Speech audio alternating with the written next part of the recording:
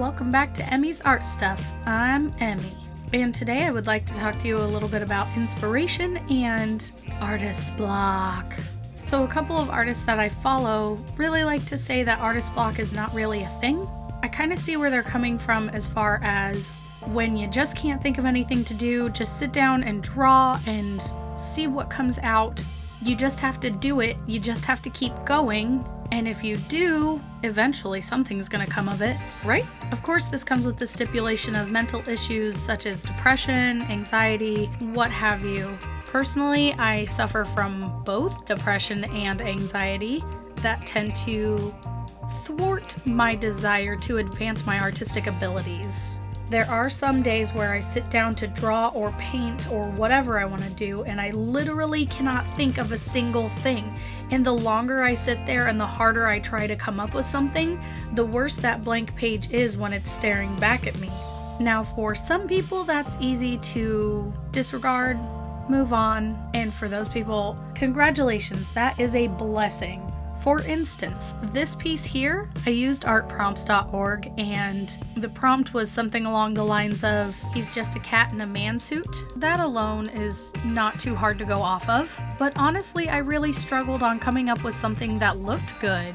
I think early on you can really see that struggle that I'm dealing with as I'm trying to figure out how I want to lay everything out. And it turns out very simple. In my book, he's just a cat in a man suit. His name is Dave, we can safely say that about him. He smokes, he likes coffee, and he's a businessman. But the foundation of this idea was so hard to come up with, even with a prompt. Now through college and throughout my life, I've been told to use references. Because we learn from real life. We take in so much information. When we go to put it on paper, the more we know, the more convincing it is, the more realistic it is. And not realistic in the sense of realism necessarily, but believability.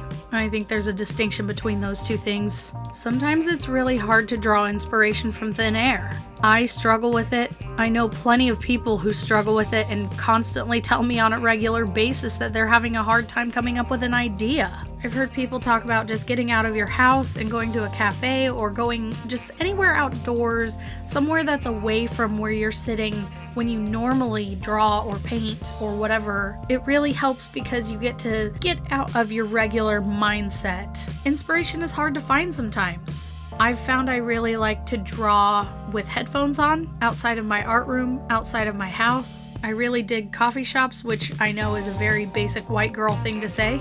I love actual coffee, like jazz music. Fight me. But for this piece, it was one of those classic, just keep going because it doesn't look right now how you want it to look in the end. But I promise you it'll be much better. When I was a teenager, I was really getting into drawing and really getting into artwork, and I loved Pirates of the Caribbean. Again, fight me. Johnny Depp all the way, baby. He's so weird and charismatic. But I was drawing a picture of him one time in my room, and I remember looking at it toward the very beginning of starting this drawing, and I remember feeling like, oh, I just need to give up. I need to crumble this up and throw it away.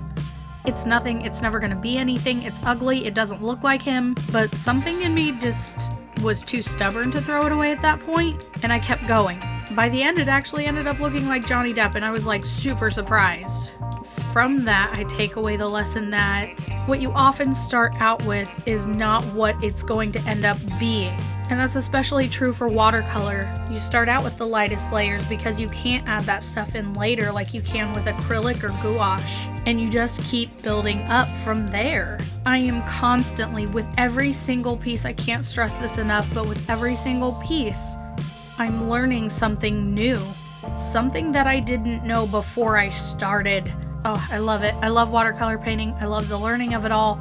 I never feel like you're really done learning. But that's what makes art so fun, and that's what makes it worth it getting past those moments of lack of inspiration or lack of confidence or lack of skill. Those things do come with time and persistence and effort if that's something that you want. If it's not something you want, I highly encourage you to not do it. Does that make sense? But that's kind of why I started making these videos. Because it's so easy to say I'm having artist block and I can't think of something to draw. But if I create accountability for myself, as in I have to create something because I have to post a video next week, then I'm more likely to follow through. However, with that comes the caveat of forcing artwork, which is not always a good thing. I felt a little bit like that with this piece. I felt like I was forcing something that just wasn't ready to be. But it's still okay because it's still practice and something good came out of it. Or at least something decent. Something I'm not ashamed of. Catman lives on forever. Now he needs a theme song. I am a Catman and I'm wearing a suit. Okay. Like, I'm running on like 4 hours of sleep, guys. I'm just so over this Catman. Catman coming to town. But also here to tag along with the problem of lack of inspiration is the problem of likes. I've noticed that the second that I post something on Instagram or YouTube or Facebook, I am right there. I am right there ready to look at those notifications and see if anybody has liked it, if anybody has commented or given me that kind of dopamine rush that we're all searching for when we're posting on those platforms. It's distracting, it's aggravating, and it's inaccurate. The amount of likes that you get on a piece of artwork does not define its value. Sure, it's great when we get a bunch of likes on something. I'll be the first to admit it, I love that. But that doesn't mean what I've created is good or bad. It just means the people that I have a circle of influence on have either liked it or have chosen to scroll by. Which is fine. But I've noticed that if I post something and I don't get as many likes, I get discouraged. It makes me feel like I don't produce the quality of the artists that I follow and that I'm not good enough. I'm also here to tell you there's no such thing. Art is an expression of feelings, visual conception, and creativity. It's your own thing. You can make it whatever you want and nobody has a right to tell you whether you're good or not. You do you, boo, and everybody else can suck it. In conclusion, I guess I would have to say, to gain inspiration, go outside, get out of your comfort zone, listen to some loud music, listen to some soft music, put on a movie, sit by a pond, draw at a restaurant, draw on napkins, draw on your phone, draw on your friend's arms with ink pens, draw when you feel like it, draw when you don't feel like it. Just don't do nothing.